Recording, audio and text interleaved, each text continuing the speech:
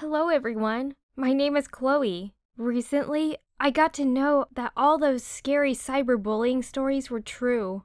In my case, they were not just stories but real harassment, and it's rather scary. Somebody stalks me on my social media. The worst is going on my TikTok. It's full of unpleasant comments and horrible threats, though I ban all the trolls and maniacs. I'm pretty sure that it's not only one person, but a whole team. They were creating fake accounts again and again, harassing me all the time. Every time I post a new video, it immediately burns from all the hate I get. I tried to contact the TikTok Safety Center, and I even went to the police station because of all the threats that were quite scary and didn't look nice at all. They're the reason why I'm afraid to leave my house, and nobody listened to me or helped. They advised me to create a new account or just delete everything. 3 times, I created a new account and changed everything. I sacrificed all my subscribers and videos, which took me a lot of time and effort. I sacrificed my reputation, deleting the old accounts and creating new ones, but those haters kept finding me even faster than my subscribers. You can't even imagine how creepy it is to be stalked by someone, and not only on social media, but in real life too. The only way to know about my other accounts is to be my friend in real life. I'm not some kind of superstar on the internet, and don't have a lot of subscribers. The highest number was about 7,000, and it was at that time that there were no haters. The threats they send me are real and creepy. Sometimes I think I'm in some kind of nightmare. So I ask my parents for some help. My father takes me to school and my mom takes me home.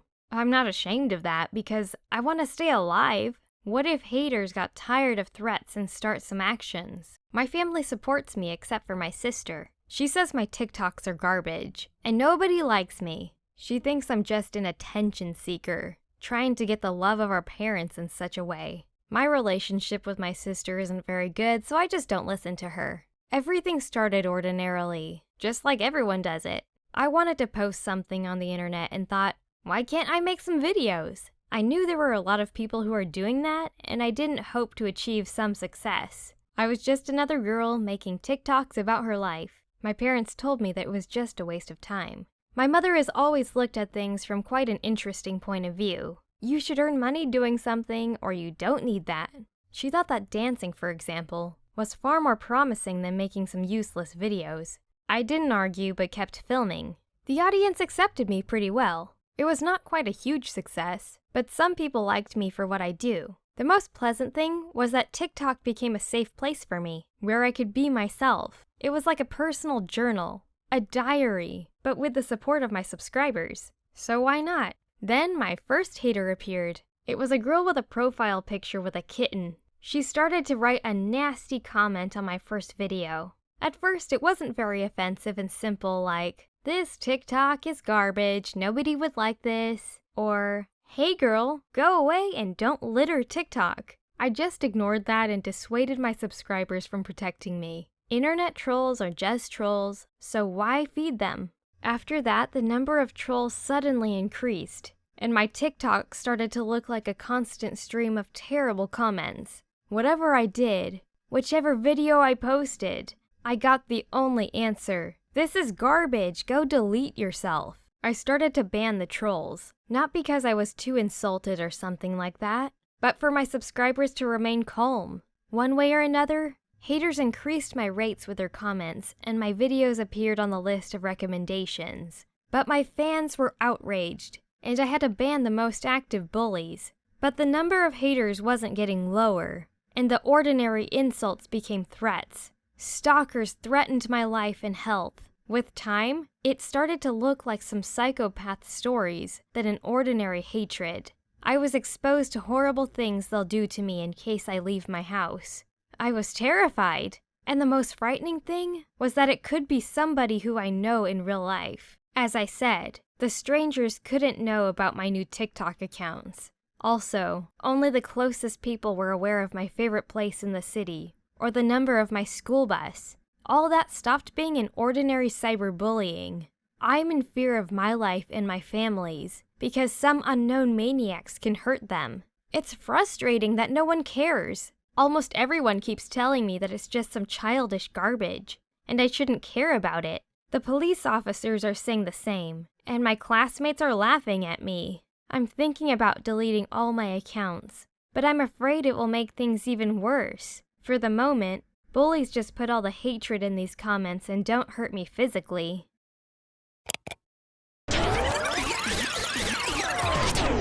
Hey, I'm Zoe, the older sister of Chloe. Recently, my life became much more joyful. I'm sure you can guess why, but let me tell you. I hate my younger sister, this stupid, small, and screaming girl who took my childhood and even my room away from me. My parents love her more than me. They keep telling me, "Oh dear, she's younger. You should do this or that for her." Yeah, I should do everything. Walk with her, share everything I own, stop everything I'm doing to read to her, bend over backwards for her. Ugh! The age difference is only 2 years, yet they expect me to do everything for her. I couldn't take it anymore. Luckily, I found a way to take revenge for everything. Although she doesn't know who did all that nasty stuff. It's so cool to do this anonymously, so I don't have to be afraid of our parents' punishment. You see, it's me who's stalking Chloe online. Well, me and all of my friends, to be precise. And we're doing this not only on the internet, but in the real world as well. My sister could guess that already because she tries to stay home all the time. But I'm not ashamed because she deserves it. Actually, it was a friend of mine who hinted at the idea. He was binging over TikTok one day when he saw Chloe's video. He subscribed and then showed me all of her nonsense. He said he already left several nasty comments there. I read that and was delighted. It was such an easy and cool way to ruin my sister's life without being suspected. To be honest, my parents also didn't like Chloe making all these videos. Our parents are pretty conservative and flat out afraid of social networks, which, came in pretty handy for me. So what I did was, I also created a TikTok account and started to write nasty things in the comments. Chloe reacted only by writing things about kindness and understanding. Pathetic. But I knew she wouldn't last long under that kind of pressure. And it happened just like I planned. My friends helped me and made the situation even worse for Chloe. She stopped murmuring about forgiveness and started to ban everyone she didn't like. The funniest thing is that 60% of those banned subscribers had nothing in common with us. We were laughing so hard when we understood someone joined us in our funny little game. And then there were even more of those fake accounts and nasty, terrifying comments.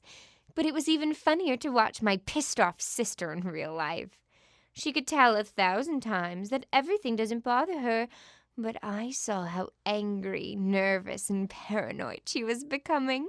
After that, we got into the next level and started to threaten her. It was so therapeutic for me to tell her everything I thought of her in those comments.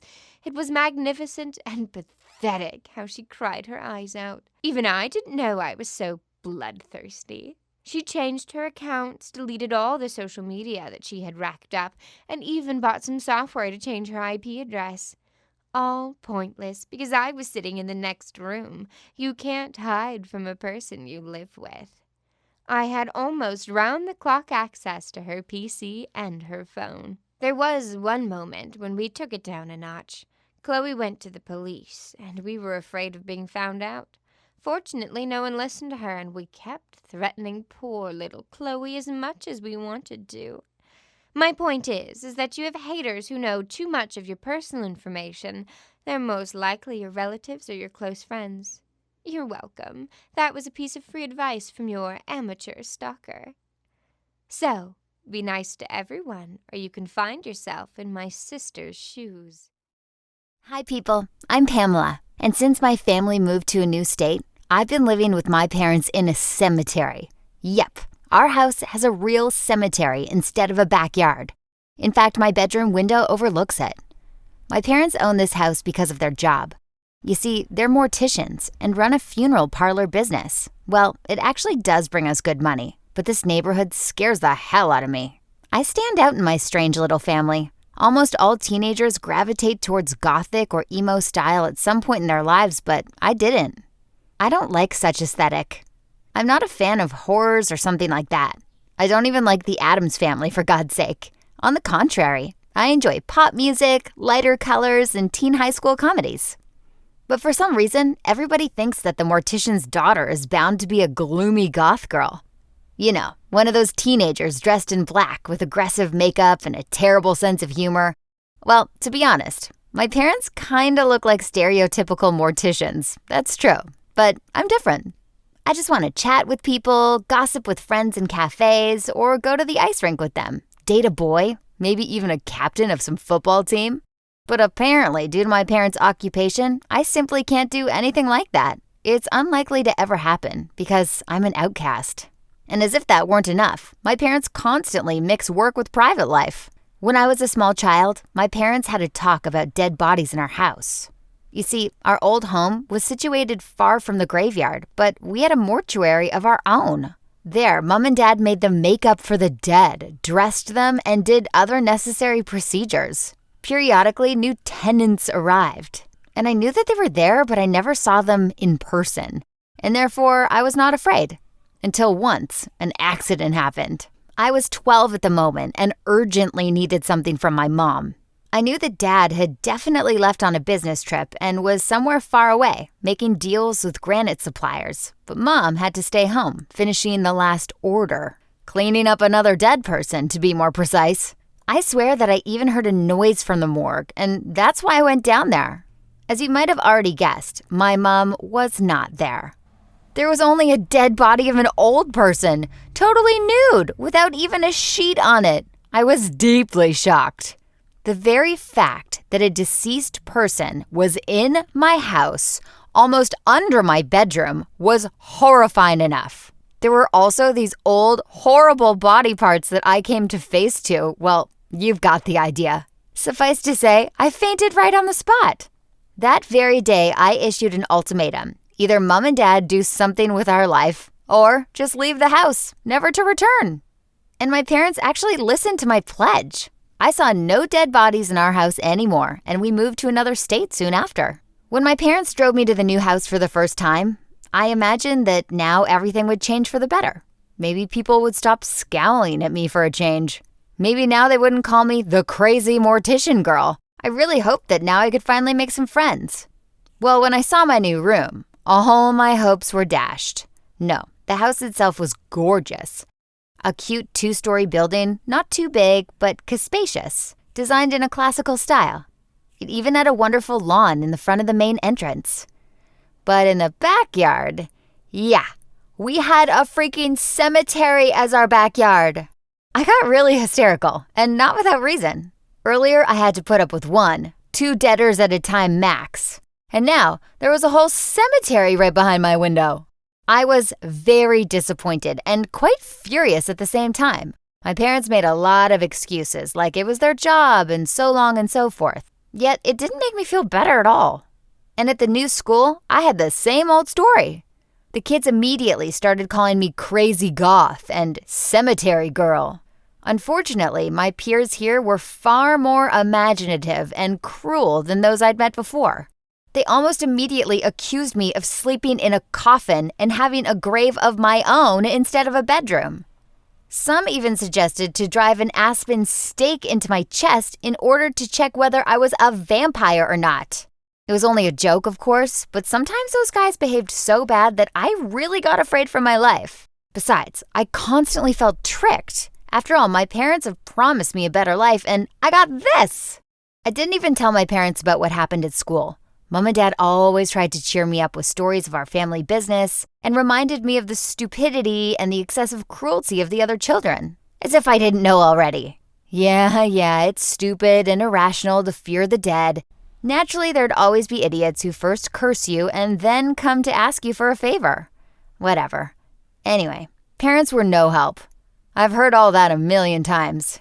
Yet there was another reason for me hating our new home. I've never told anyone about this, though. You see, people definitely called me crazy if I tried. I'm 100% sure that the cemetery is kinda haunted. I've got a lot of problems, but I can't complain about memory. I can swear that there's no looters or animals making chaos at the cemetery. But things there seemingly move by their own volition. I've told you before, my bedroom's windows overlook it, and I often noticed how the wreath exchanged their places among the graves. And some small things like a toy or a spectacle case move around the cemetery. Even statues changed places sometimes. I'd attribute all of this to ravens, but we actually don't have birds in the cemetery because there's no bodies buried. You see, we've got a crematorium, and most tombstones hide only the ceremonial urns with ashes, and birds aren't interested in that. Besides, there's still the problem with statues. The graveyard has a lot of angel statues. Not those horrible Doctor Who angels, of course, just some cute guys with harps. So they used to be scattered throughout the cemetery, but one morning I discovered that all of them moved right in front of my window. And my parents told me it was always that way. I don't know whether it was some kind of mystical event or just someone trolling, but that very evening I packed up all my things and I left for my aunt's house. Good thing I was already 16. Aunt was surprised, but she allowed me to stay at her place indefinitely. My parents acted offended, of course, but I won't come back until they finally do something with that cemetery of theirs. Hello, everyone. I'm Pamela's mother, and I feel very strange that my daughter can't understand. The graveyard business brings food to the table, and that's what's really important. My husband and I graduated from medical universities as pathologists. We actually met there and almost immediately realized that this was a fateful meeting. People of our profession do believe in fate. So in a year after graduation, we got married. Soon, we understood that our city had no need for so many doctors of the dead. We had to somehow survive and prosper, of course. So we quickly organized our own business. The very funeral parlor is still profitable to this very day. We were both doctors, and that proved to be extremely convenient. Each of us took a business course or two and made a joint business. When we just started, we were only selling ceremonial wreaths. Yet soon, we offered a full range of services. Our clients were glad to hear that. It turns out that few people want to broker with many different specialists when their loved one had just died, and they only want to mourn. Our company was a real salvation for many people. They only had to come to us once and sign the contract. Later, when the appointed day came, they brought guests and relatives to the ceremony with the full knowledge that we've already taken care of everything. We even deliver the body from the hospital morgue to the cemetery all by ourselves.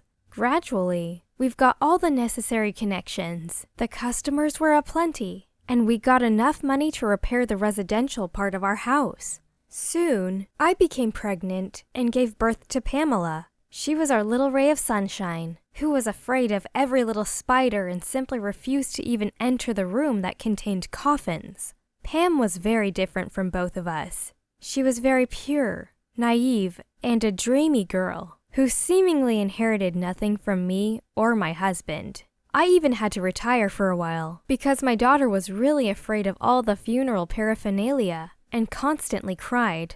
I explained to her time and time again that there was nothing wrong with our goods, but still asked my husband to install a more reliable lock in the morgue door just in case. Time passed, Pam grew, but her fears never really went away. She was very upset that her peers were idiots without imagination for the most part. She was teased in class. Other children refused to be friends with her.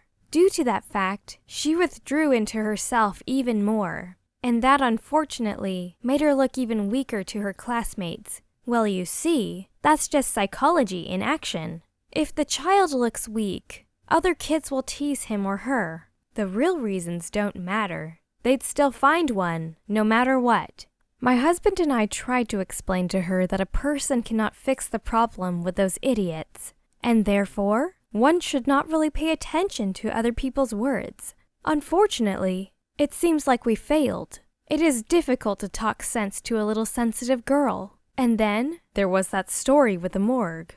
Actually, I was surprised that something similar hadn't happened before. Still, after the accident, we decided to move. You see, there was a nice mortician's house for sale in the neighboring state. In fact, that lot actually contained 2 houses, but near the cemetery. one for work and one for living. Everything was just as our girl always wanted. I hoped that the move would solve all of our problems.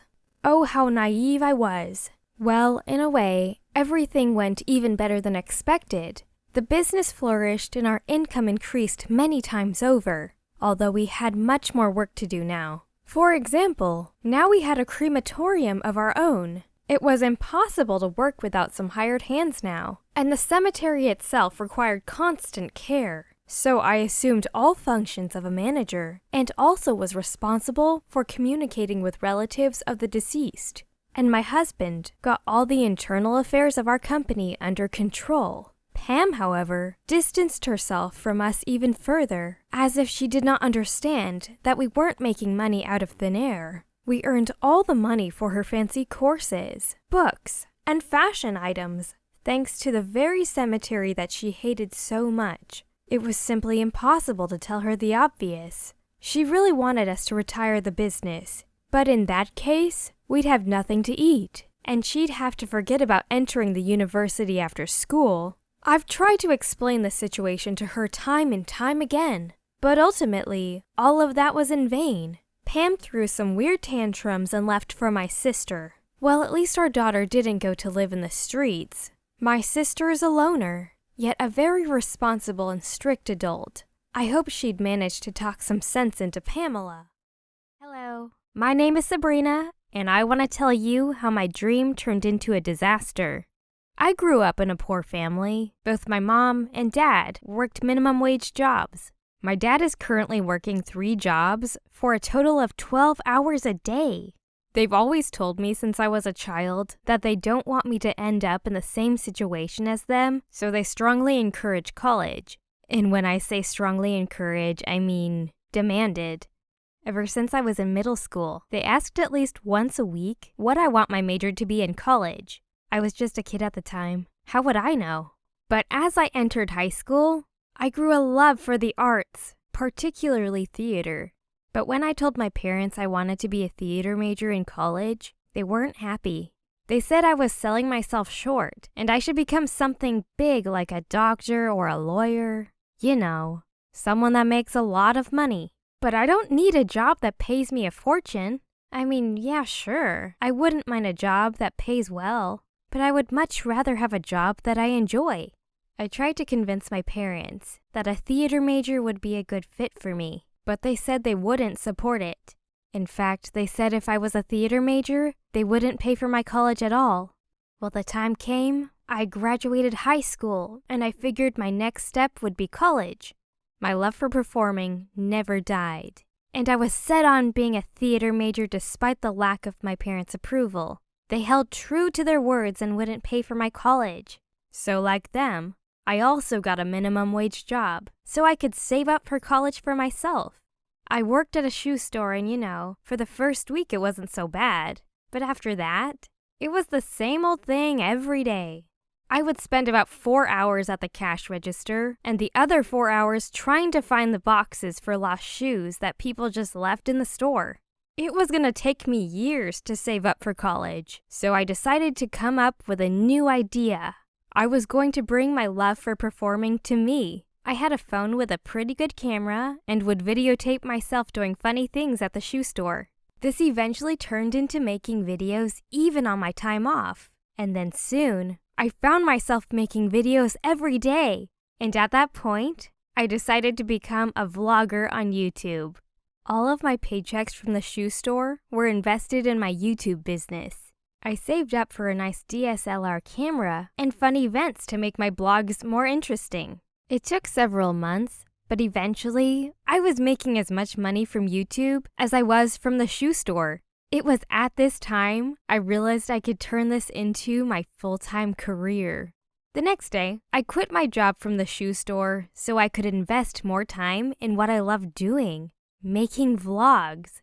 I thought my parents were mad at me before for wanting to be a theater major, but now they were furious. They didn't even know what YouTube was, and when they heard that I quit my minimum wage job, they lost all hope. They figured they must be spoiling me, since I obviously don't know how hard it is to live on a small paycheck. So they wanted to show me some tough love and kicked me out of the house and told me I can come back when I'm ready to go to college and they'll pay for the whole thing. I stayed with my friend's family for a couple of weeks while I tried to find an apartment I could afford. I didn't want to overstay my welcome, even though I loved my friend's family. But one piece of good news did come out of all of this. All of this drama with my family, being kicked out of the house, living with my friend's family, and now apartment searching made my YouTube views skyrocket. I was now making $200 to $300 a day off of my vlogs. One day, when I was apartment searching, I saw an RV parked on the side of the road saying it was for sale. I then got the idea that I could be a travel vlogger. This would make my videos way more interesting, and I would get more views. The RV will pay for itself in no time. And let me tell you, my subscribers agreed. Over the next couple of months, the amount of views on each video doubled. I treated my subscribers like family, since my family basically disowned me. I kept them along for the ride and had them comment about where I should go next and what I should do there.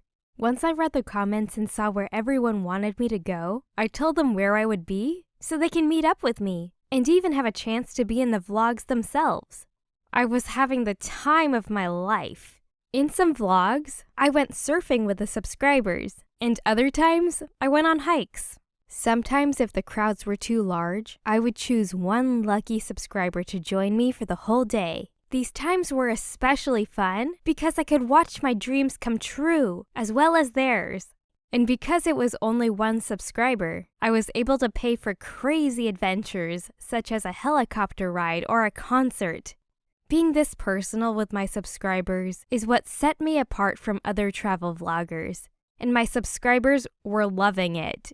I would continue to invest in my YouTube channel to buy crazier adventures and make my vlogs bigger and better. But eventually, I was making so much that I would have money left over to save. Now, I'm a very visual person, so although I keep some money in the banks for convenience, I kept the majority in a secret box under my bed. It was so rewarding to actually see the piles of money grow instead of just numbers on a screen. I was thinking what I should save up for. As much as I like the RV, it would be nice to have a house to come back to every once in a while. The RV is a little cramped and sometimes I stay in hotels, but they never quite feel like home. If I could find a house that I could relax in, I bet I could recharge my creativity and make my vlogs that much better. I didn't want to rush into buying a house because I want one that really spoke to me. Also, I felt like my subscribers were the ones I needed to thank for this opportunity. So when I went house hunting, I wanted them to vote in the comments which house they wanted to see me in. As I was telling you earlier, sometimes I stay in hotels. I usually do this because I can make deals with the hotels where they'll pay me to stay there. All I have to do is feature the hotel in the vlog and give my honest opinion about it. This was a really sweet deal. Well, until recently. The last time I stayed in a hotel, something strange happened while I was getting checked in at the lobby. I saw a couple of people looking out the window of the lobby, looking very concerned. I asked them what the problem was, and they said they saw a guy that looked a little suspicious break into a window of an RV. I ran outside to witness the horrifying truth. It was my RV. I saw the thief open up the door from the inside. He had my jewelry around his neck, some of my camera gear, and worst of all, my box full of money. He then looked up and made eye contact with me. I pulled my phone out of my pocket and tried to record him for evidence. But by that time, his car was already driving off. I wasn't even able to get a license plate number. I called the police and they arrived quickly, but they weren't able to help me. They examined the broken window as well as other clues the thief may have left behind. But they were honest with me and told me that the likelihood of finding the guy who did this was pretty low.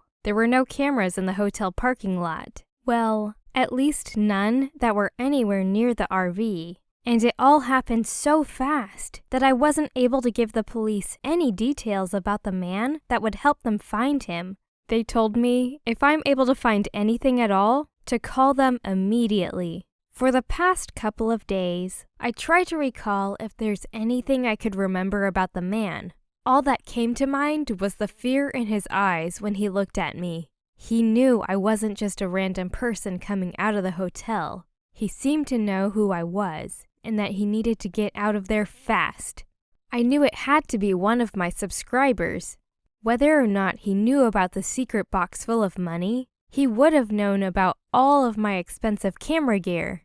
And as always, my subscribers always knew where I was going to be, because I had them vote in the comments where they wanted me to go next.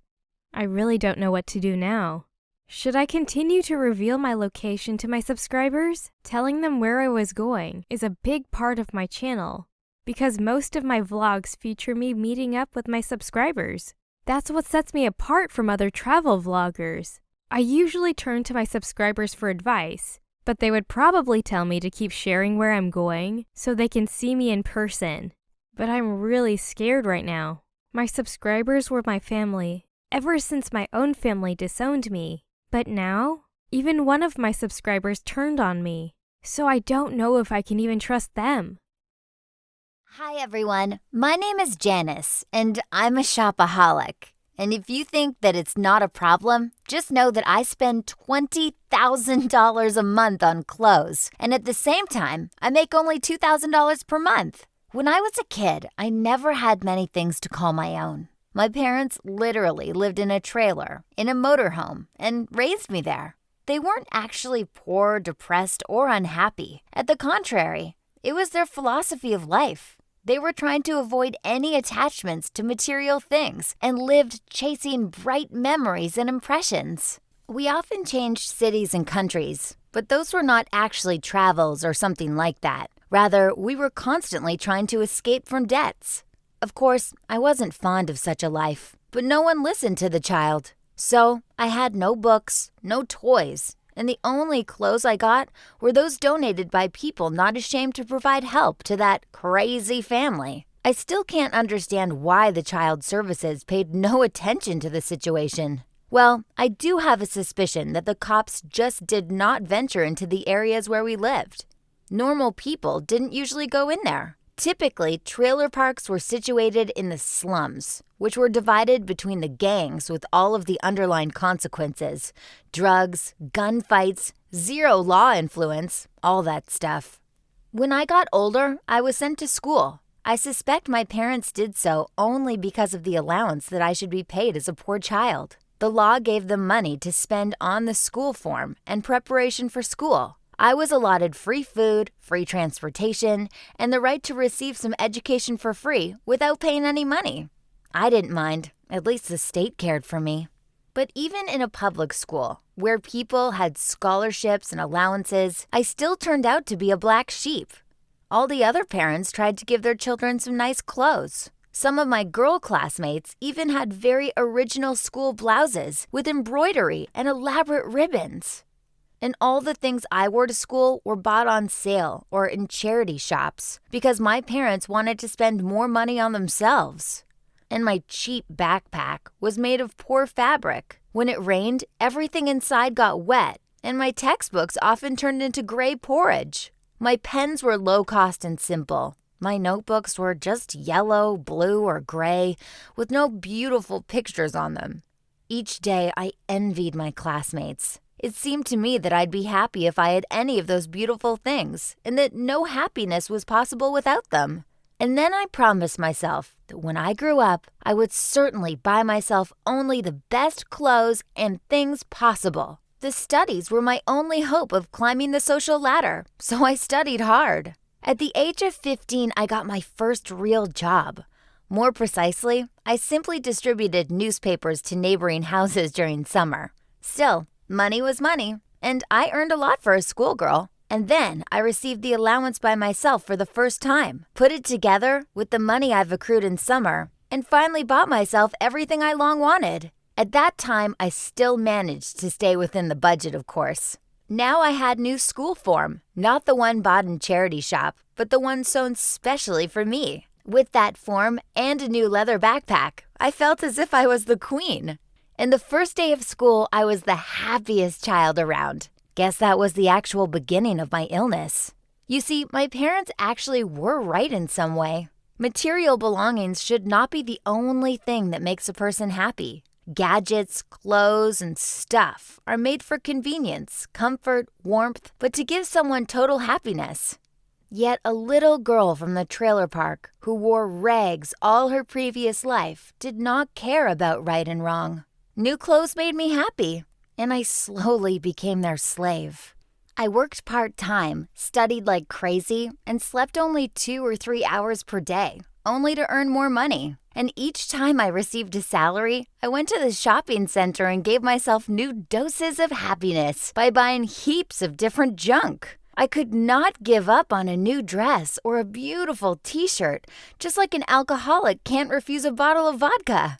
Soon there were so many clothes in my closet that it started to resemble a boutique storage. My wallet, on the other hand, was always empty. I actually understood that I was doing something wrong. If I saved even part of my salary, I could have already rented an apartment of my own. But the arguments of my mind were drowned in the discounts provided by my favorite stores.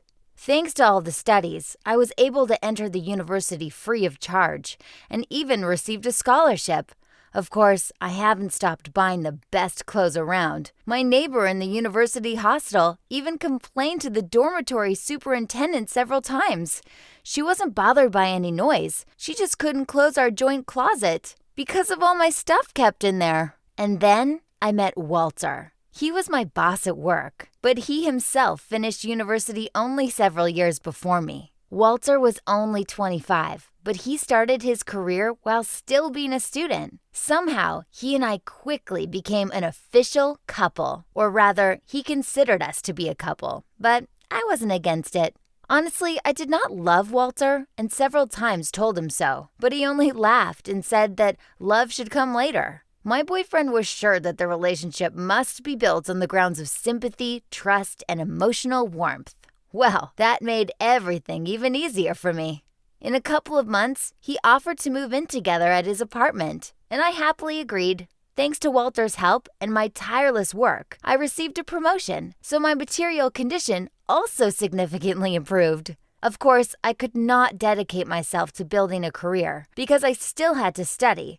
But anyway, the changes felt nice. Walter's apparent wealth was another pleasant surprise. To be more precise, my boyfriend was filthy rich. In addition to his everyday job, he also ran a stock business and even let me use his bank card. Since that time, I got carried away. I no longer broke the closets with tons of cheap clothes. Now I only bought stylish and brand name things. It certainly wasn't easier on the wallet. Brands are always expensive, even with discounts. And I also bought a lot of clothes for Walter too. And then my kind, understanding boyfriend received his card statements and saw how much I'd spent. I was head over heels in shopping bouts and paid zero attention to how much I spent. So at the end of the month, it was a 5-figure sum. Walter and I had to talk, and he asked me not to do so ever again. But the very next month, I did the same thing again. Our dressing room was stocked with new costumes, dresses, cute scarves, fabulous hats, gloves, and other branded junk, and Walter's account shrunk a bit. The funniest thing was that my boyfriend didn't break up with me on the spot. He told me that he understood everything, but regretfully, he took his card back. And then he gifted me with 10 prepaid therapy sessions with a well-known psychotherapist. Of course, I got offended, but I obediently attended the therapist. Unfortunately, the therapist was unable to tell me the true reasons of my actions. I already knew the roots of my problems. Growing up in a poor family, shortage of parental love, zero attention from my mom and dad, yada yada yada. Fair enough, those were reasons I'd bought all that junk, but I myself understood them pretty well. How was that discovery supposed to help me? I really didn't know. Besides, Walter's card was not the only source of money for me. I had a card of my own, and a credit card, and a couple of other credit cards. You see where I was going, don't you? It was only natural that I ended up in a money pit. Somehow, I still managed to pay off the credit card debts once, but then almost immediately used the card again. Soon, I grew totally desperate. I spent $20,000 a month, constantly borrowed money from friends and acquaintances, paid back, took new loans to pay off the old ones, and bought new dresses for the collection. In fact, my life felt like hell. My hands were shaking, depression was rolling high, and I simply had no willpower to escape the vicious circle. I could not hide my problems from Walter forever. One day, the collectors came for a debt. I told him that I was bankrupt, and he promised to pay off all my debts if I promised to undergo special treatment. I had no other choice, so I had to agree to my boyfriend's terms. Guess Walter really had feelings for me, since he readily occupied himself with my problems and issues. He found a clinic where various specialists worked with me. I even went through a course of treatment involving some pills, so everything would finally be fixed. And for some time, my illness receded, and I really felt okay. For 2 years straight, I managed to keep hold of myself. But in my 3rd year, I accidentally wandered into a supermarket during the Christmas sale, and yeah, I went haywire. I bought a bunch of things I didn't even need, threw away all of my salary together with the Christmas bonus, and then at home, I fell into a pile of dresses on the floor and laughed like crazy. And everything returned to square one. Of course, banks no longer gave me loans, but now I borrowed much more from my friends. I lied. I told people some stories, secretly got a second part-time job at a drug research center just because they paid more. Once I even stole the dress I really liked. I really hit rock bottom and continued to devolve further. I looked so bad that I myself shaked with disgust when I looked in the mirror. I've got crazy eyes and shaking hands due to insomnia. I was deep in debts, but still cried because I had no money for another Prada belt. At this point, Walter finally lost his patience, and he finally broke up with me. He still promised to return in case I finally coped with the situation. Otherwise, he did not want to live his life with a partner who was unable to resist the desires. I don't even blame him. If I were him, I'd bail the moment my spouse first spent a horrific sum of my own money on clothes. I just hope that he doesn't curse me too much, for I do it enough myself. That's how I came back to where I started. Now, I live in the trailer park, right next to my parents. My dad is not full of tantric, esoteric things, but clothes, and I've got even more debts than Dad and Mom combined. I still spend all my money on fashionable stuff. In this regard, nothing's changed, except that I now am a homeless person. I suppose that sooner or later I'll end up in prison because of my debts, or because of an unlucky theft. But sometimes I still hope to find a lucrative job after I finish university. Such a pointless dream. Hey guys, my name is Anna. I want to tell you my story. It all started with lightning and ended with me turning into a big electricity magnet. Yeah, it's all about a typical lightning bolt that hit me right in my back. When the storm started, I didn't stand in the middle of a field. I didn't hug a lightning rod. I wasn't even trying to conquer a high-rise building. I was just hiding in a gazebo with some other kids. Well, apparently, that was just my karma, to get struck by lightning. Because along with other 10 teenagers, it struck the only unlucky me. It was so painful. I even fainted from the pain shock. Maybe my heart even stopped a little. But my friends were not taken aback at all. Some of them called an ambulance. Others put me on the ground and patched me up. They even succeeded. Well, in the hospital, they finally put me on my feet. So I managed to overcome the revenge of this disgruntled Zeus. Just some scars on my back remained. But it's even fun. Now I have kind of a tattoo or something. But then the problems started. As for the trauma, I experienced it without any serious consequences for myself. But something inside changed me. I don't know how or why, but I've become kind of a conductor for something. At first, people electrocuting me made us terribly laugh. Well, by us, I say me and my friends.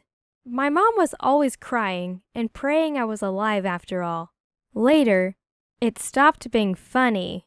Anyone touching me in person would get a very unpleasant shock. My boyfriend left me first, because he was tired of being constantly electrocuted. Of course, he was not ready to wear rubber boots for the sake of our relationship all the time. Well, some of my friends remained, but they tried not to touch me. And I'm very tactile, you know? I love to touch everything around, but I had to learn to restrain myself not to injure others. The next surprise opened right in the hospital, but doctors didn't tell me about it immediately. The thing is, there were some devices in my room.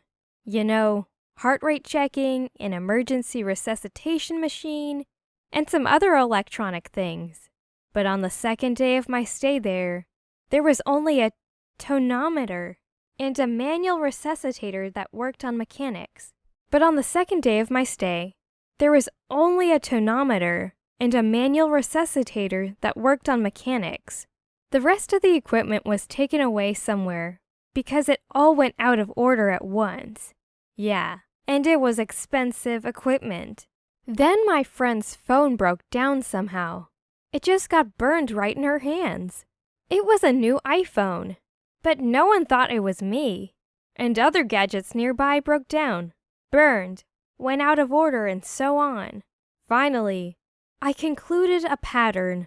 As soon as I got next to some device for more than a couple of hours, it immediately went out of order. Anyway, technically, yeah, the smartphone burned down because of me. To be exact, by my presence in this magnetic field. At home, things got a lot worse. You see, you can't do without technology in the modern world. It's everywhere. Okay, I can give up a phone or laptop, but how to stop using heating? Light. The water heater? I didn't even know my house had so many appliances until they all started to break down at the same time. We even had a sewer in the house working with an electric pump. At first, my parents had to call the plumber every day to repair the most necessary things. Household appliances and gadgets were out of the question. There was just no money to fix them. Then we realized it all was no use, even the rubber suit on me. So Dad decided to move out. And where to move, if now electronics are everywhere? Our salvation was the Amish village. These people are known not to use electrical appliances at all. No, we didn't become full-fledged Amish, because their thing is more about faith. But we had to get used to everyday life there. When my parents went to work in the morning, they used all the appliances at their fullest there. But at home, they had to adapt to almost ancient life. We don't have household appliances at all. We use typical candles for light, a big fireplace for heating, and an oven for cooking. We have to take a shower with a basin, and my dad takes water from the well. Then he warms it up at the fireplace until it gets to a normal temperature. Anyway, it's a total middle-aged life, and I have no way out of it. I finished school right there, in the settlement. Of course, my previous school was electrified. As soon as the headmaster found out about my little problem, I was immediately expelled.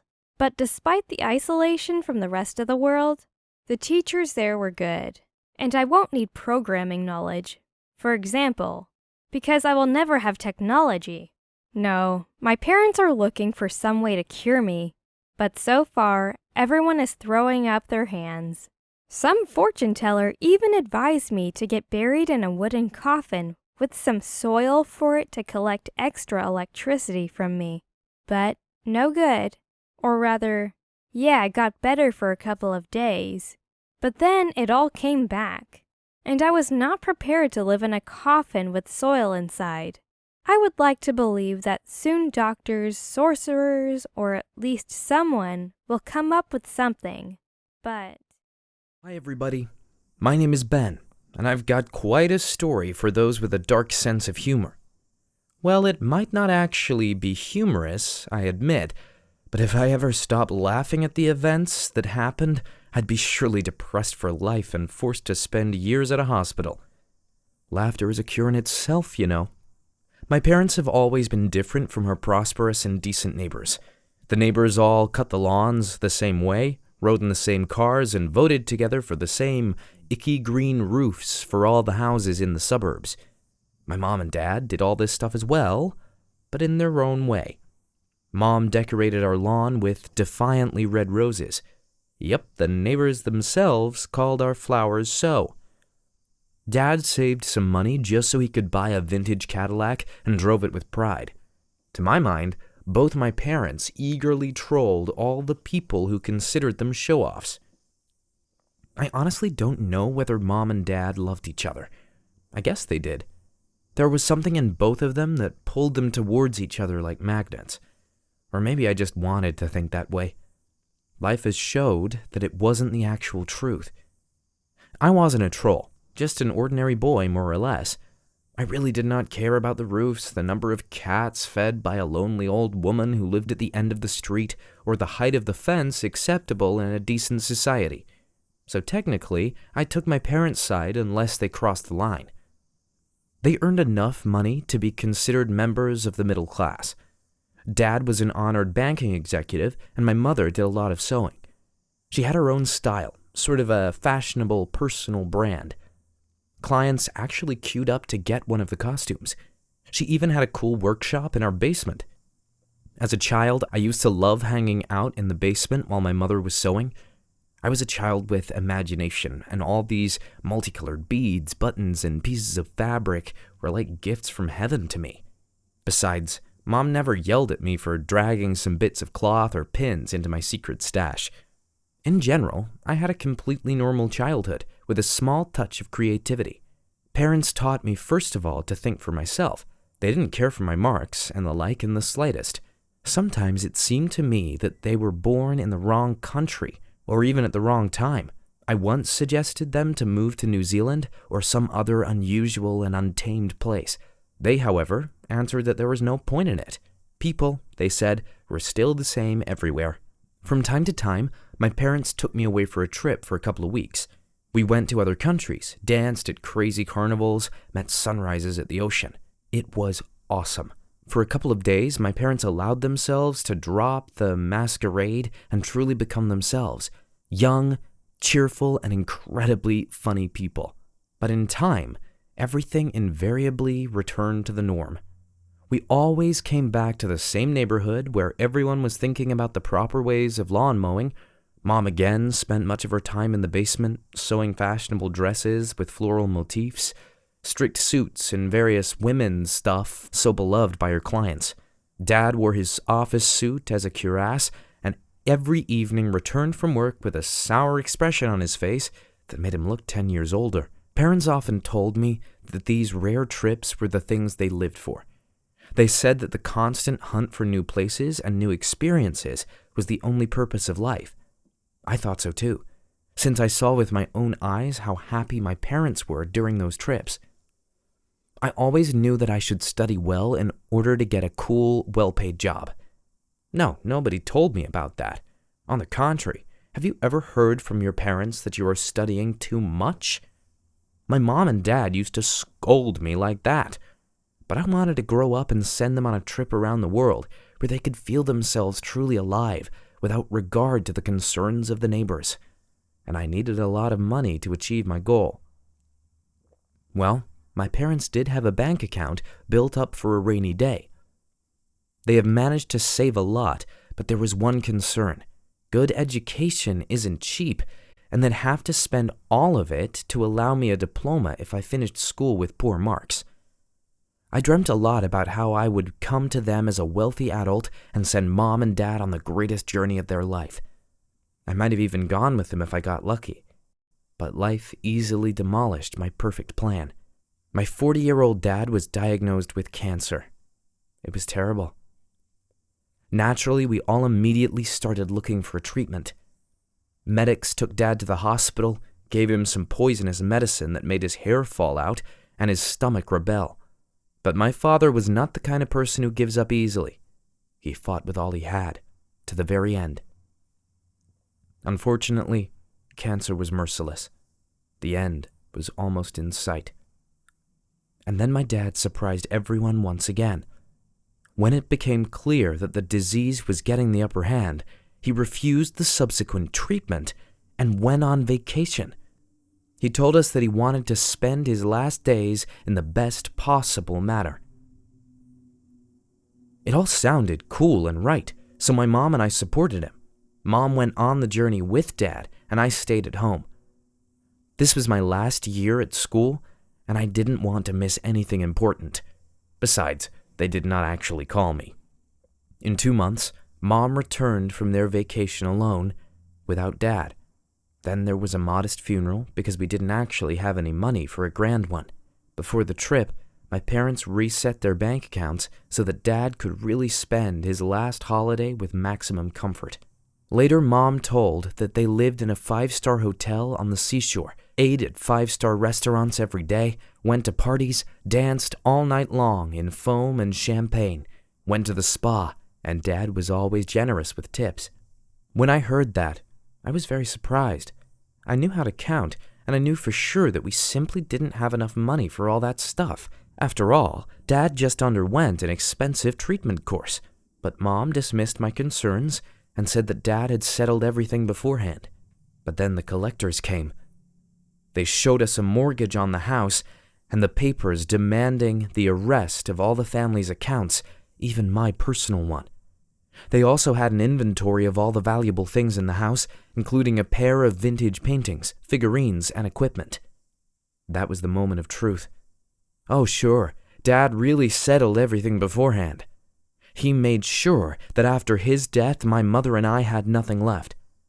Before the vacation, he took out loans at various banks by mortgaging the property.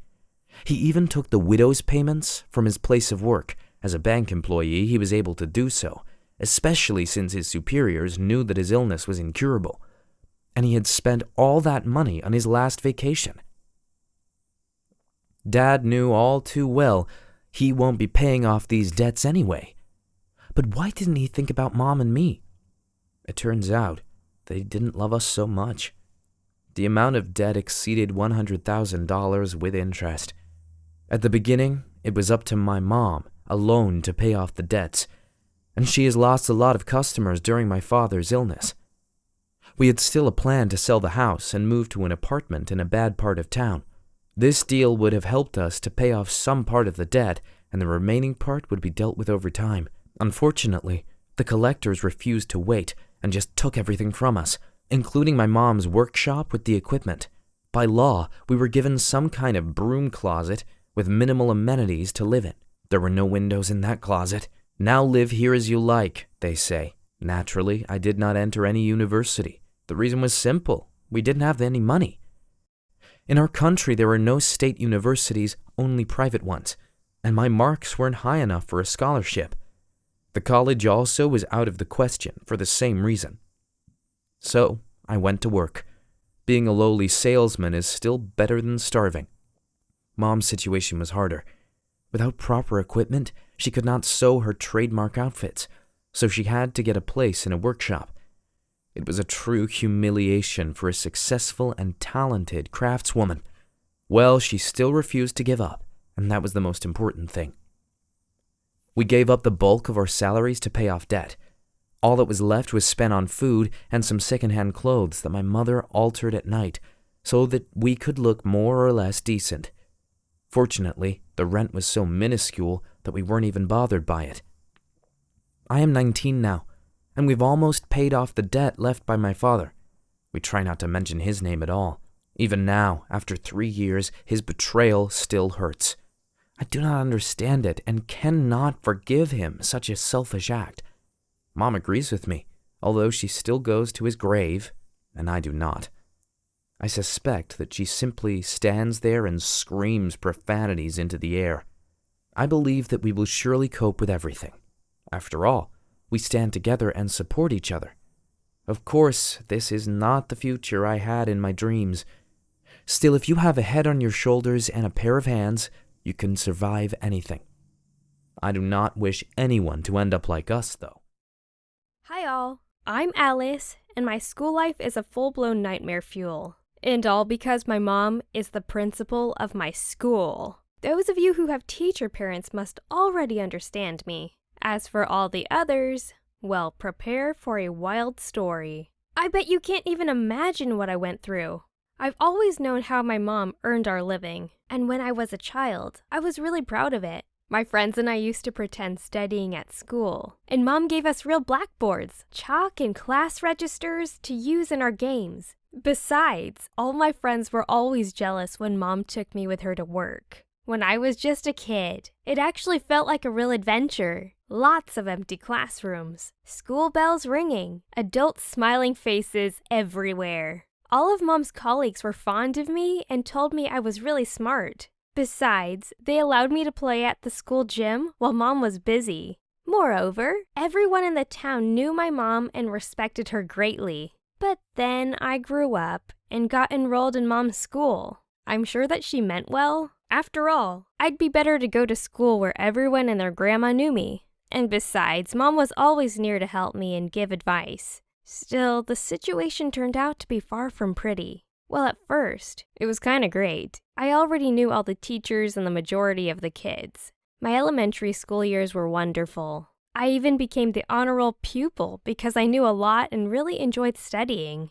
Our teachers described my success to my mom. My peers often asked me for help with their assignments, and even the older pupils came up to me if they didn't know how to get to the right classroom. But in a few years, everything changed.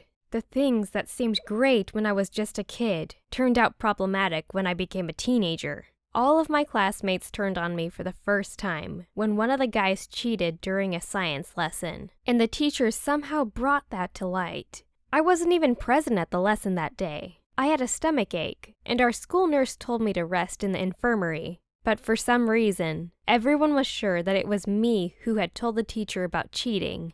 I was boycotted, and I got really scared, and then it just became the pattern. If anything strange happened, I was blamed immediately. If anyone tried cheating, if someone was absent unexpectedly, if someone tried forging his or her parent's signature, I was the one to blame. My peers just made me the root of all evil, and I just couldn't convince them to change their minds. Well, as the principal's daughter, I really had the opportunity to rat on anyone without fear. I just never used that opportunity though. Yet the kids were somehow sure that I would immediately inform my mom if anything happened. So my whole class broke ties with me altogether. They didn't actually bully me. They knew that the teachers won't ever allow them to do so. They just stopped talking to me or even interacting with me in any possible way. Somehow, that felt even worse than bullying. The teachers also don't like me now. You see, I'm not that talented.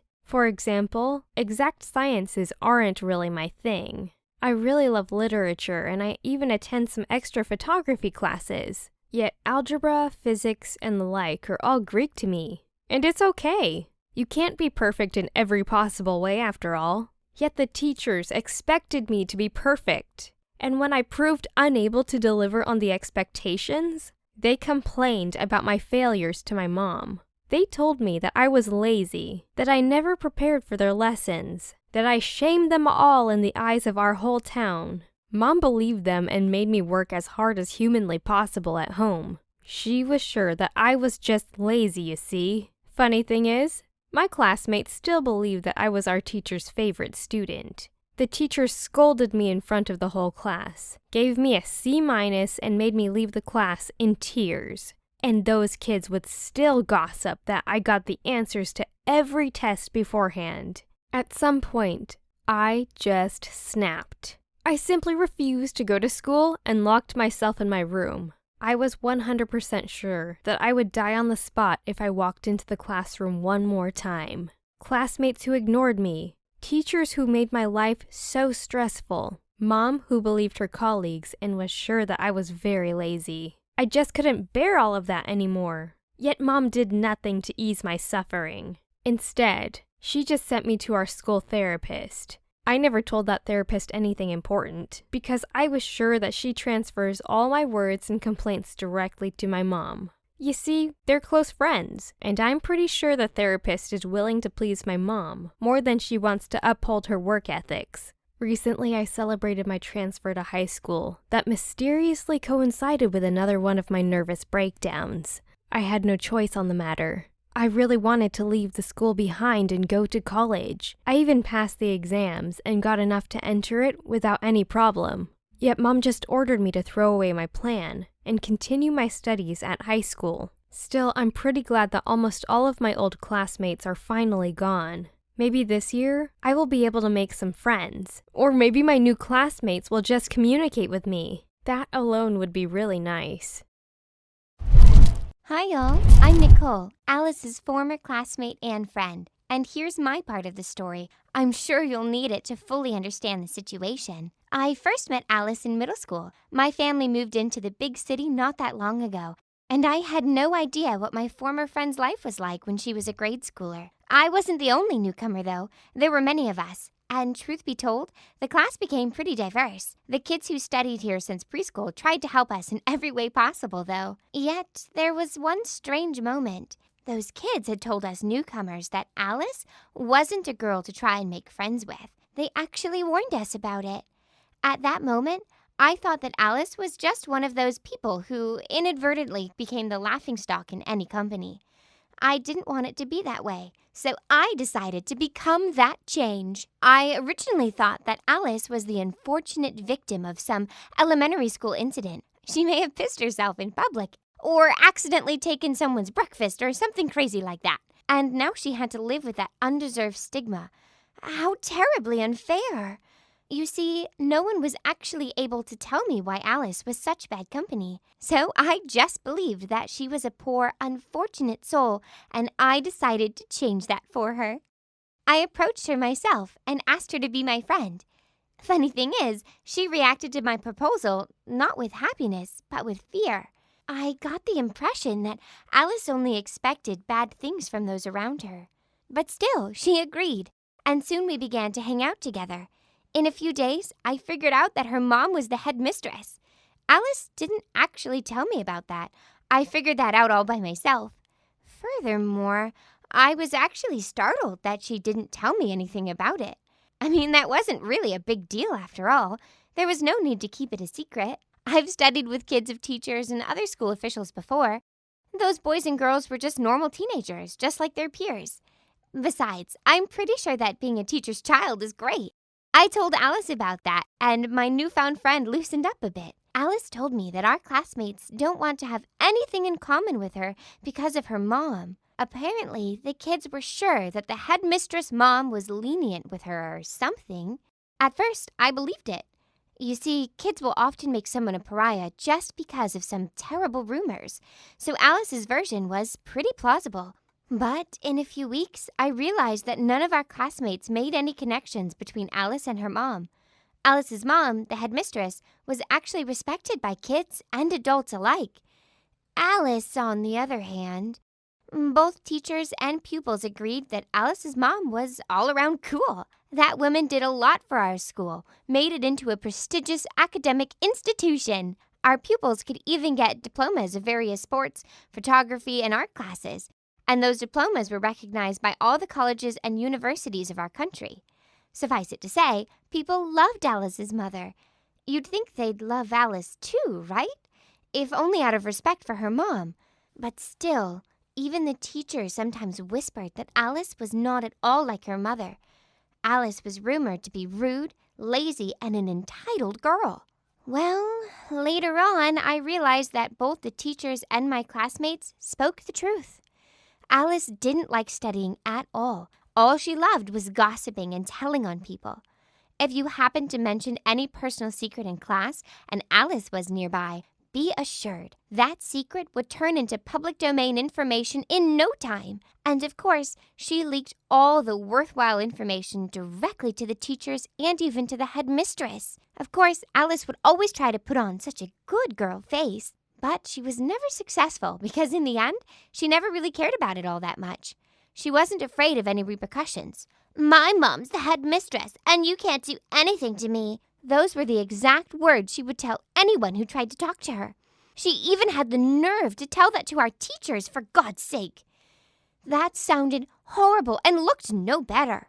Alice was confident that she could act with impunity, and her smug face was just awful. We were friends for only about half a year, and then I snapped. I tried talking to her. I tried telling her that what she was doing was wrong, and such a way of communication could only bring her harm, and that being smug wasn't going to get you everything. But I failed. So soon, naturally, we broke away. I joined the majority of our classmates and tried to just ignore Alice from then on. And of course, she was sure that I hideously ditched her. Alice always thought that she was the righteous one, and all the others were wrong. She never even tried to think about why those kids weren't happy with her.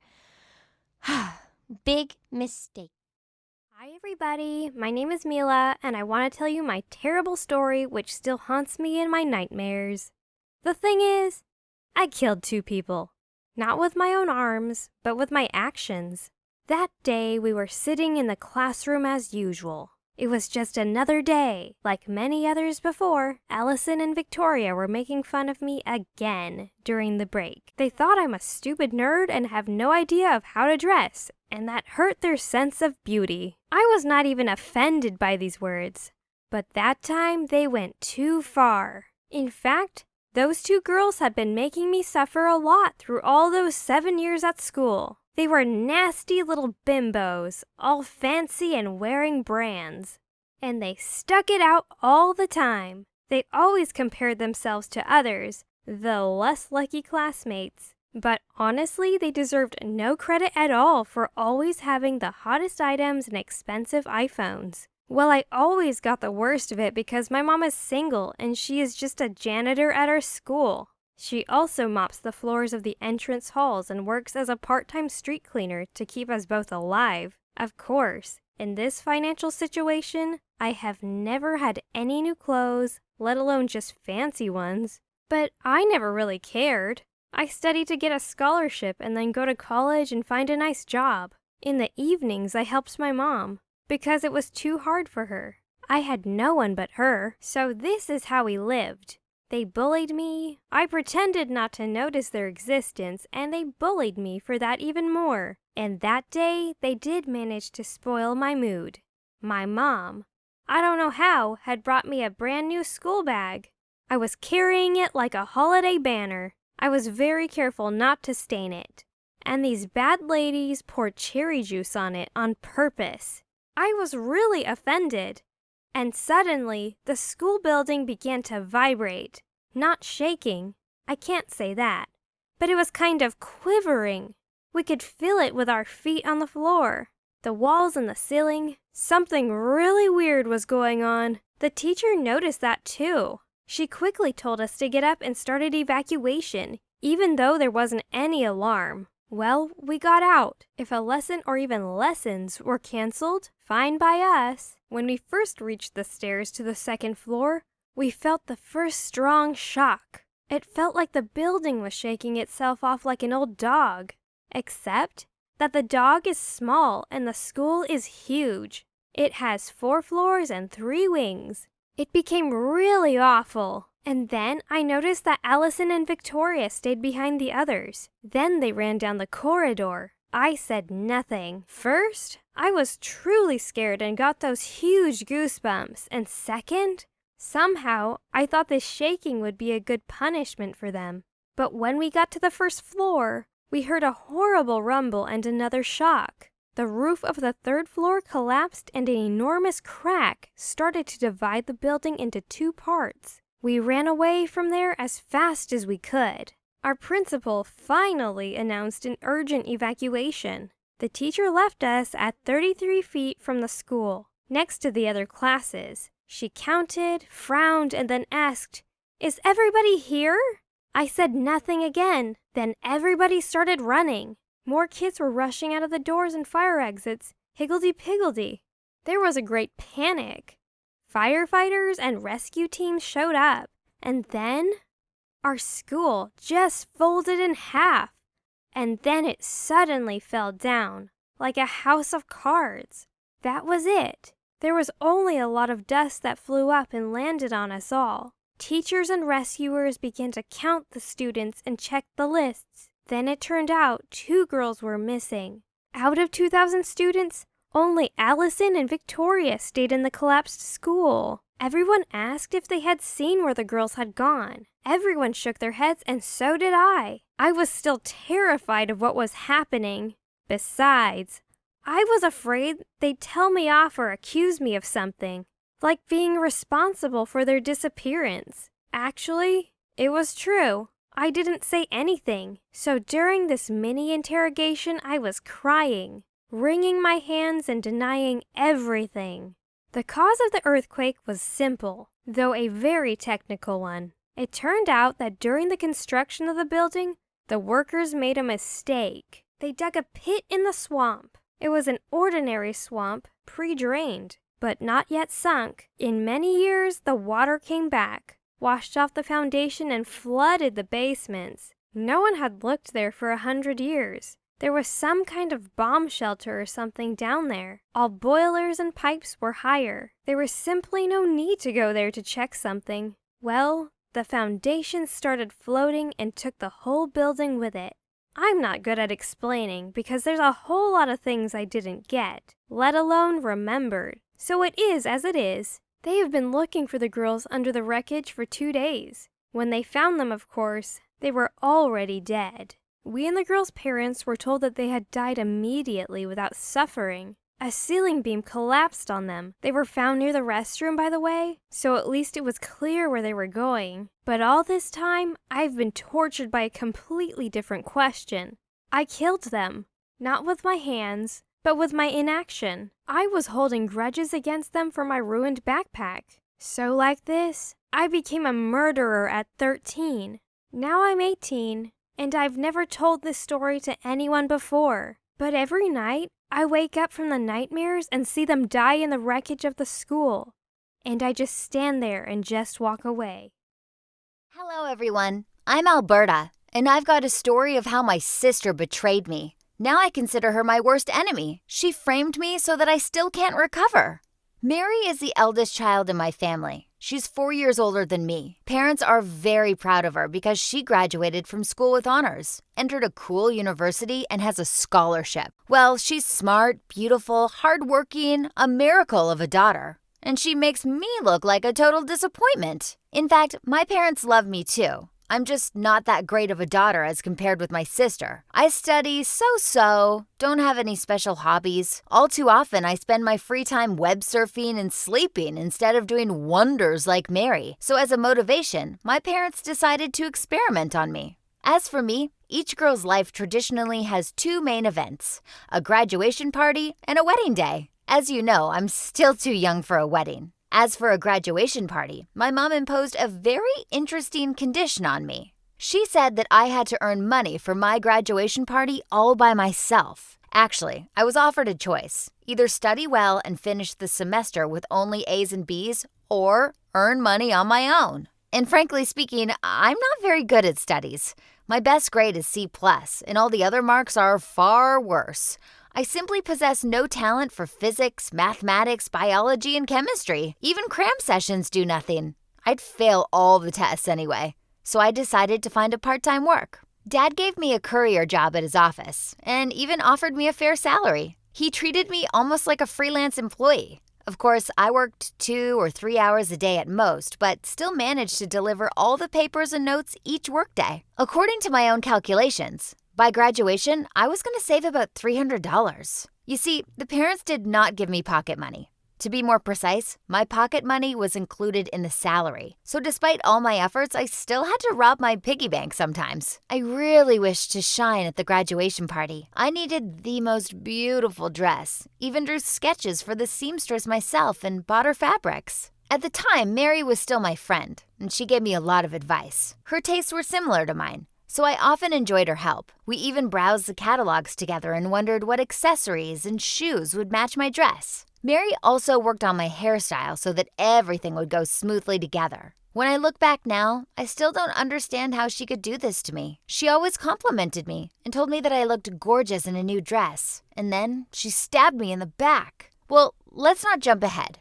When I thought of a safe place to keep my money at, I somehow ended giving my savings to my parents. Yeah, I could put the money in the bank or just get a piggy bank, but for some reason, I entrusted them to my mom. So month after month, I gave all the earned money to her for safekeeping. I was confident that my parents would keep my meager savings intact, so I worked, lived, and dreamed about graduation. I even got a personal invitation. A boy who sat next to me in school asked me to go to prom together, and I said yes. Of course, he wasn't the school's best-looking guy, but he was okay, and I needed a partner. And so the time had finally come. I made an arrangement with the seamstress and needed only to give her my sketches, along with the measurements and the down payment. And then I received the mind-shattering news. My mom told me that the money was gone. Honestly, I almost fainted because of her words. How was it even possible? I wrote down everything, and I knew exactly how much I had saved. But my mother just shrugged and said that Mary took my money to pay for some of her courses. My mom was sure that my sister and I had some agreement, so she gave her all my savings. You have no idea how I felt at that moment. My beloved sister, who helped me prepare for the prom, did my hairstyles, and perfectly knew how important it was for me, just destroyed all of my dreams. Moreover, in fact, Mary robbed me. I felt decimated and horrified at the same time. Naturally, my parents did not help me with the dress at all. Dad considered the prom party the prime example of female stupidity and wasn't going to give me any money for the dress. And Mom just offered to buy me some simple dress on sale. She even gave me some money, $15 as I remember, and that was all. She thought it was my fault that I couldn't take care of my own money. After all that, I did not go to prom. I had a grand quarrel with Mary, then locked myself in my room and cried for the whole evening and left to college the very next day. Since then, I don't communicate with my sister and with my parents. Yep, Mom may have made a mistake, but she could have asked me at the very least. I trusted her, and she knew that it was important to me and still behaved as if it was something insignificant. Therefore, I don't trust my parents anymore. Yet most of all, I hate my sister. She betrayed me, destroyed everything I hold dear, and robbed me at the same time. Funny thing is that she's still trying to talk to me. As if I have something to talk to her about anymore.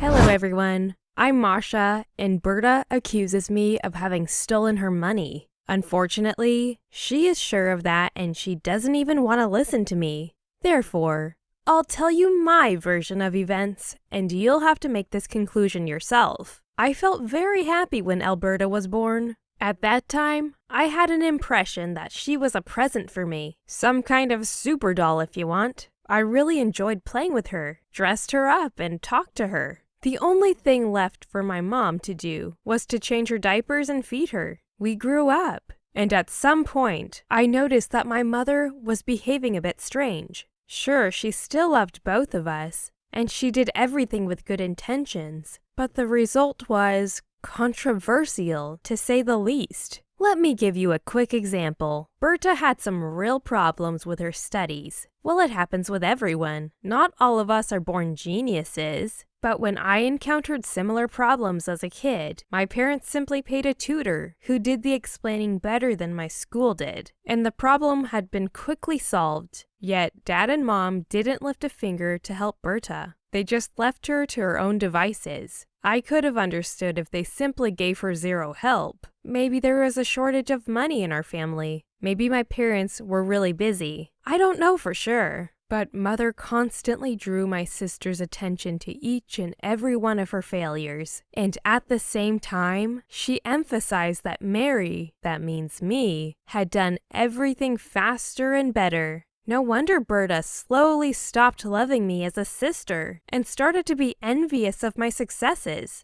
Of course, it's difficult to love someone whom you're getting constantly compared to. Berta naturally started to distance herself from me and tried to stand out at least in something. For my part, I always tried to support my sister as much as I could. But pretty soon, I left home to study. And then Mom and Dad turned Alberta's life into a true nightmare. My sister was too young and naive to notice what my parents did. Mom and Dad totally gave up on her and made it look so that my poor sister considered herself guilty of everything. They've even threatened to make her stay at home during prom if she didn't do what they wanted her to. They told Berta that everything was for her own good. And for me, it looked like they just used my sister for labor. In addition, Dad paid her far less than minimum wage. Honestly, she could have worked in the local McDonald's for the same time, and they'd pay her a lot more. Berta could have easily earned 3 times more cash, but my parents really did a great job of messing with her head. But what happened next literally shocked me. As I've already said earlier, I wasn't living with my parents, and I tried to solve all my problems myself. But at the moment, I really needed Mom and Dad's help. The experts at our university introduced some new and very valuable courses that would really add to my worth as a professional. But the courses weren't part of the core program, and we had to pay a hefty sum for them. Even those of us with a scholarship weren't spared, and I really needed to attend them. That's why I asked my parents to lend me money for the down payment. I was planning to make the further payments by myself because my income allowed that. But at the moment, I had 0 savings, and the time for enrollment grew short. I needed to borrow only $300, and I was going to return that sum of money as soon as possible. Of course, I knew that Alberta was saving money for prom. It seemed to me that everyone knew about it, even the neighbors. But I couldn't even imagine that Mom would trick both of us at the same time. When I asked my mother for money, I thought she'd give me a part of the family savings. I certainly did not suspect my mother to decide to rob my sister. Therefore, I took the money and used it for the down payment. And when I found out everything about my mom's plan, it was already too late. My sister skipped her prom, and she came to me in hysteria, blaming me of everything. The worst thing was that I could have helped Berta if she only told me everything at once. Yes, I didn't have those $300 at the time, but I already managed to save $200 and was ready to return the money to Mom. Of course, I'd have to tighten my belt a bit, but my sister would have a prom and the dress she'd always wanted. Not only did Mom set me up, she also managed to break up me and Berta. My sister still thinks that everything was my fault, and she doesn't even want to listen to me. Although, I'm still trying to make contact with her and explain the situation. I can't really understand why Mom did all of this to us. She could have had 2 daughters who are also close friends, and now she has no one left but Dad.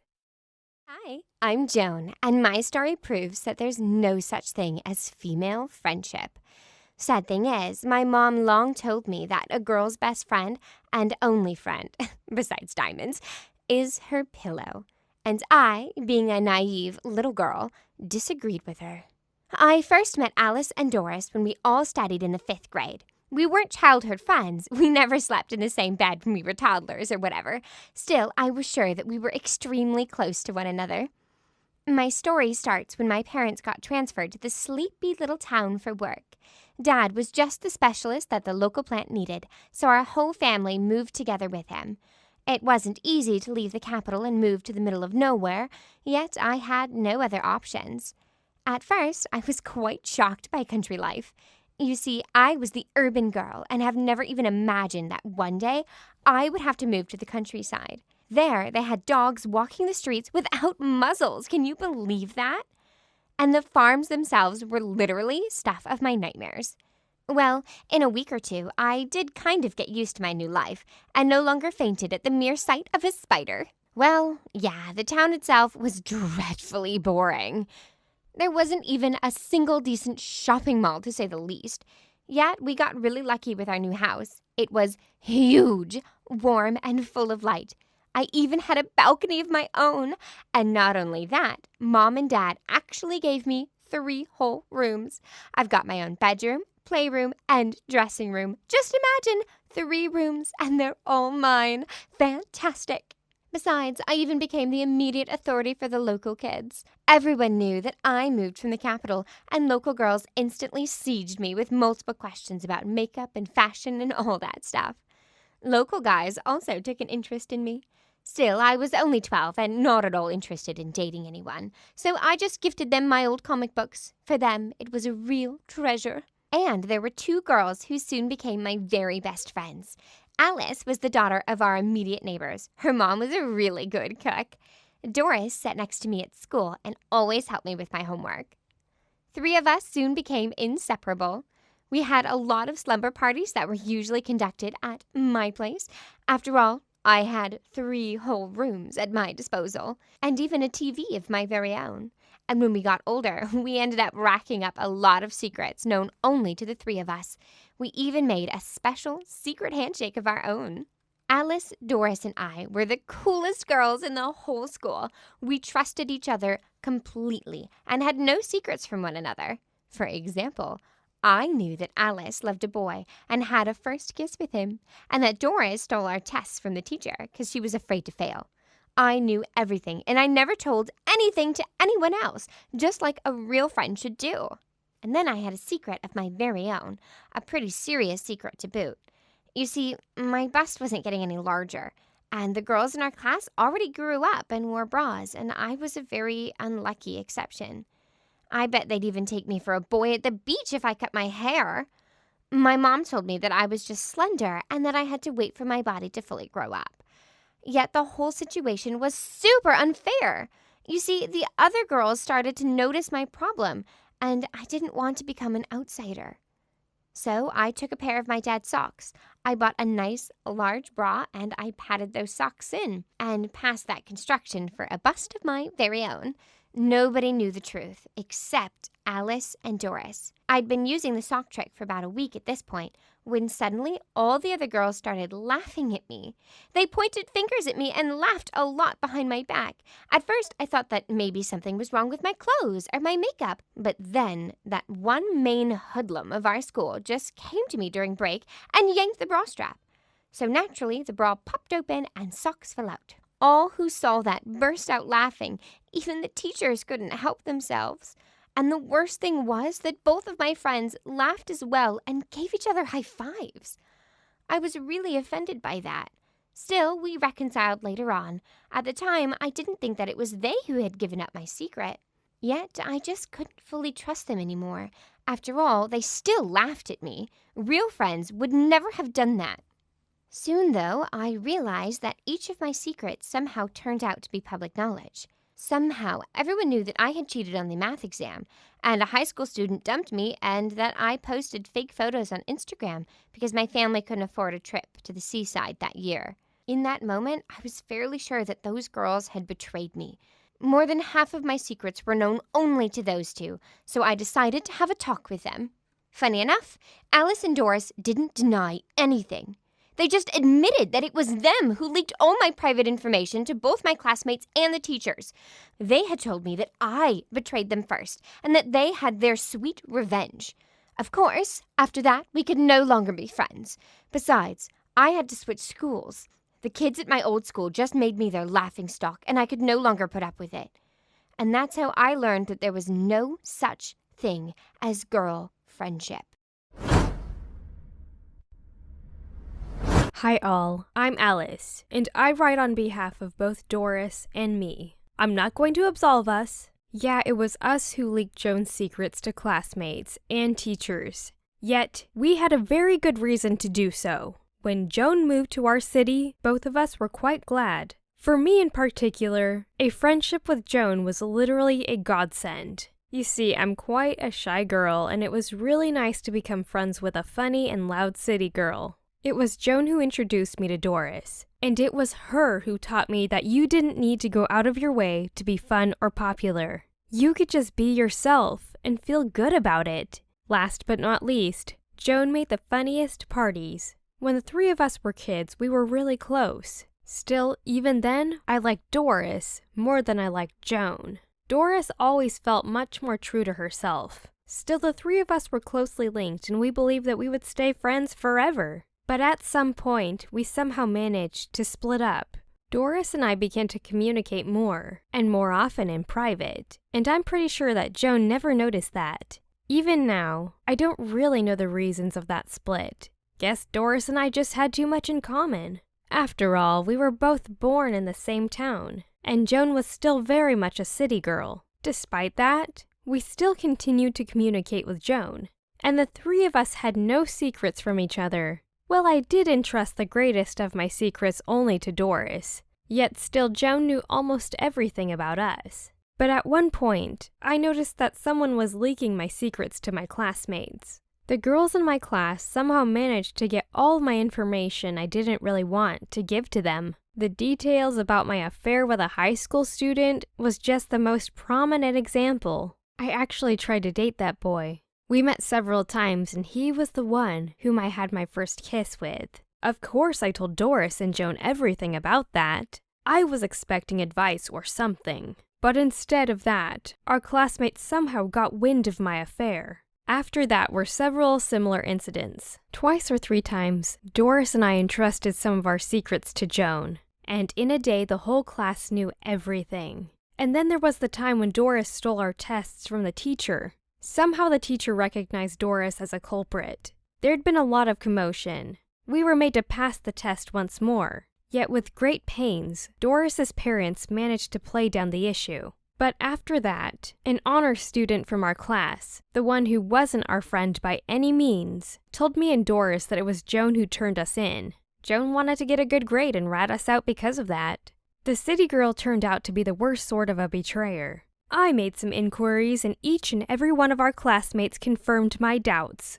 It was Joan who gave up all of our secrets, just because she could. She didn't do that because of spite. She didn't do that because of envy. Apparently, she just refused to keep our secrets because she considered them unimportant. When I told Doris about that, she was hysterical, and so we decided to have our revenge. Joan had a number of secrets of her own. We kept them before because the three of us were friends. But now, when she violated our trust, we just gave them all up in return. What a laugh it was when our main bully pulled off her bra in public. We tried to pretend that we sympathized, yet still couldn't resist laughing like crazy. Guess we just didn't have any sympathy at all left. Not after what Joan had done to us before. Funny enough, Joan blamed both of us for not being able to maintain friendship. She was the one who betrayed us. She was the one who got Doris into trouble. And now she blamed us for being bad friends? We didn't even answer her, just turned around and left. Our revenge was just. Yep, we made Joan switch schools. She suffered a lot because of us, yet we still don't pity her. I really hope that she'll understand that gossiping about friends isn't that fun. After all, your friends can always play this game.